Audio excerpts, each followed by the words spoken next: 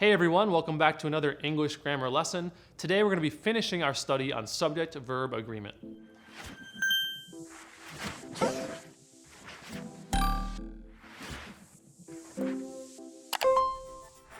Okay, so obviously if you haven't seen our last two videos on this stuff, you're going to want to go back and check those out before you get into this one, because it's going to get, well, pretty tricky.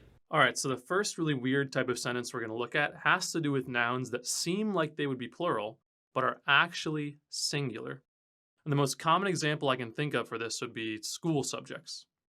Mathematics is very difficult, or mathematics are very difficult.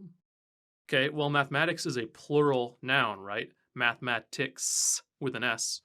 But it's just one subject. It's just one thing. So you would actually say in this sentence that mathematics is very difficult because the one subject of math is hard. The same thing is true for, say, I don't know, economics. Economics is my favorite subject. Yes, I know, economics is plural, economics with an S, but it's just one subject, one thing. So, economics is my favorite subject. Mathematics, economics, physics, it's all the same.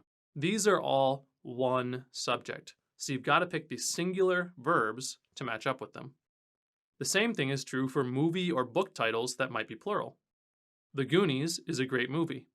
Yes, I know the word Goonies is plural, we've been over this, but the movie itself is just one thing, one piece of work.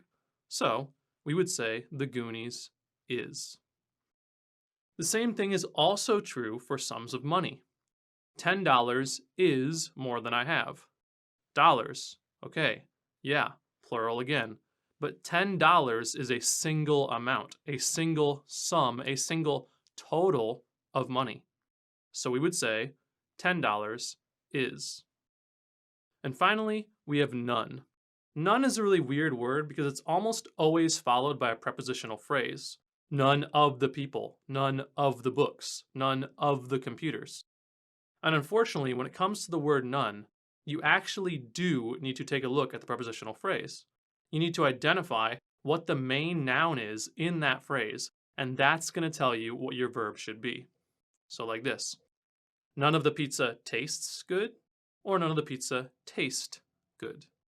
Okay, so normally you'd forget all about that prepositional phrase, right? Of the pizza. But with the word none, we actually do have to look at the prepositional phrase because that's where we're going to find our subject. And in this sentence, that subject is pizza, and pizza tastes with an S. So we would say, none of the pizza tastes good. Next one. None of the men wants to volunteer, or none of the men want to volunteer. Again, normally you would just forget about the prepositional phrase here.